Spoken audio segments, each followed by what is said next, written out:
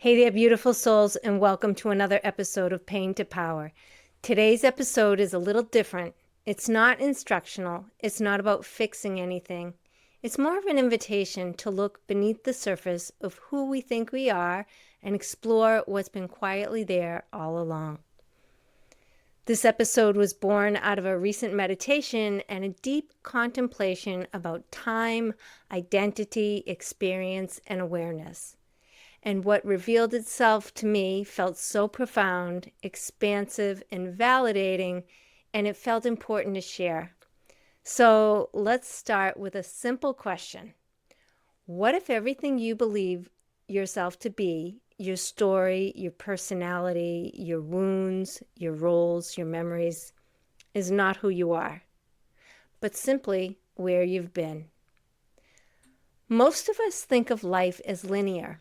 We're born, we accumulate experiences, we age, we carry memories forward. But when you really look at your life honestly, it doesn't move in a straight line. It loops, it circles, it revisits the same themes again and again. The same relationship patterns, the same emotional reactions, the same fears, the same longings, the same stories, just with different faces, different settings, different chapters. Life moves more like a spiral, and with each turn of that spiral, we add layer upon layer of lived experiences, and these experiences cause us to form an identity. I am the one who was hurt. I am the one who failed. I am the strong one. I am the caretaker. I am the survivor. I am the one who has to keep it together. None of these are wrong, but over time, they begin to feel solid. They begin to feel like who we are rather than what we've lived through. We tend to speak of the span of our lives in minutes, hours, days, weeks, months, and years. However, life is actually lived moment by moment. You can't go back in time, and you can't propel yourself into the future. The only moment you truly have is what you're experiencing this instant. And here's where it gets interesting. If you quantify a human life in moments, real perceptual moments, you realize something staggering. By midlife, we've lived billions of moments.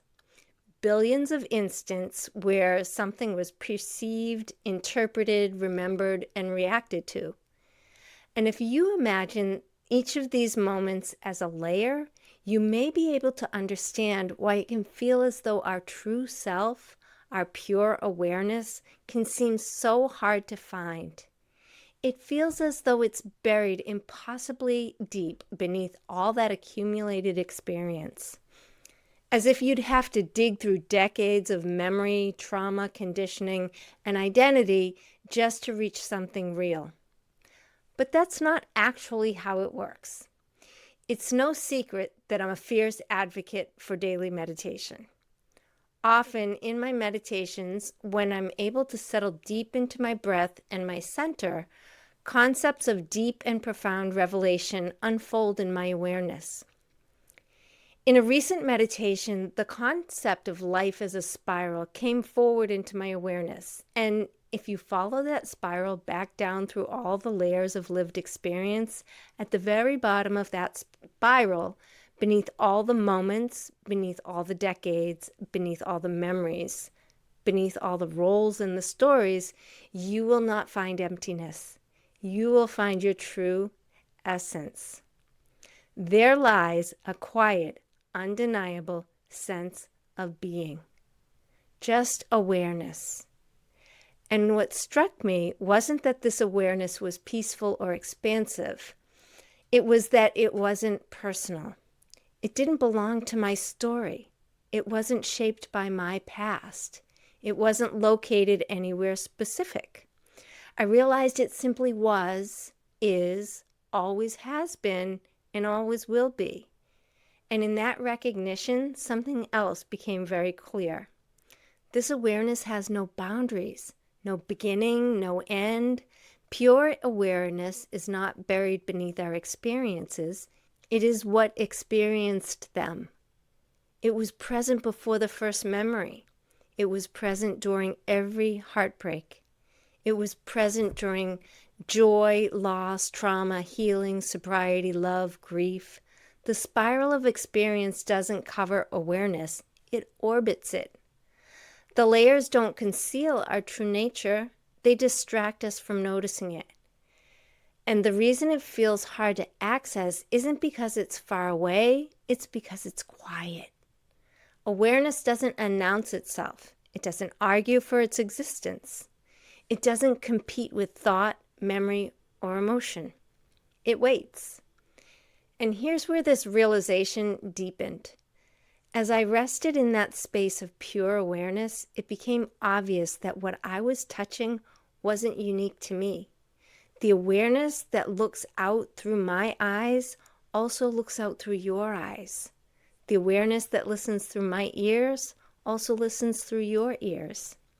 The awareness that notices my thoughts also notices your thoughts. It doesn't have a personal fingerprint. At the level of identity, yes, we are different. Different lives, different nervous systems, different stories. But at the core level of our being, there is no separation. There is no mine and yours. There is one shared field of awareness, expressing itself through countless forms. This is why love doesn't feel like acquiring something new. It feels like remembering something familiar. This is why compassion feels natural when we're regulated. This is why harming others feels wrong in our bodies, not just our minds.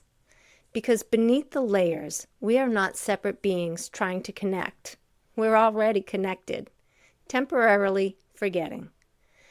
This matters because so many of us are exhausted from trying to fix ourselves, fix our traumas, fix our patterns, fix our emotions, fix our relationships, fix our sense of worth. But what if healing isn't about becoming someone better? What if it's about remembering what you are beneath the layers? Trauma doesn't damage your essence. It shapes your nervous system. It shapes your beliefs. It shapes your defenses. But your true nature remains intact. Grief doesn't break your being. It opens your heart. It strips away illusions. It brings you closer to the center. Loneliness doesn't mean you're disconnected. It means you are identified with the outer layers instead of resting in the shared field underneath. When we touch that deeper awareness, even briefly, something softens. We stop fighting ourselves. We stop needing to prove our worth. We stop clinging so tightly to identity. And from that place, healing unfolds more gently. So, if you take nothing else from this episode, let it be this. You are not your story. You are not your diagnosis. You are not your trauma responses. You are not your achievements or your regrets. Those are layers of lived experiences, meaningful, real, and worthy of compassion. But they are not the core of who you are. At the center of the spiral is something untouched, something whole, something connected to everything else that exists. And you don't have to earn access to it. You don't have to heal enough. You don't have to be calm enough. You don't have to understand it intellectually. You only have to notice. And as we close today, I'll leave you with a simple reflection. At some point today, maybe right now, maybe later, pause for a moment. Not to fix, not to analyze, not to improve, just to notice that you are aware. Notice the awareness that's listening, the awareness that's breathing, the awareness that is present without effort. That awareness is not separate from mine. It's not separate from anyone else's.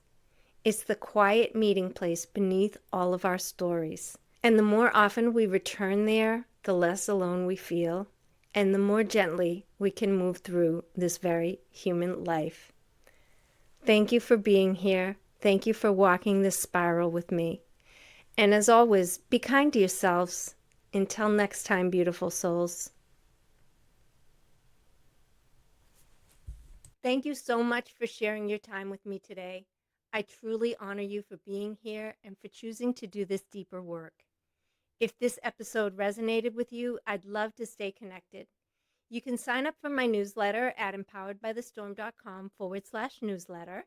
And when you do, you'll receive a free copy of my How to Love Yourself workbook as a thank you. My book, Empowered by the Storm, is also available on Amazon if you'd like to go deeper into this work on your own time. And if you're feeling called to more personal support, you can visit my website to explore private coaching and see if it feels like the right next step for you. Until next time, be gentle with yourself, trust your journey, and remember, your healing matters.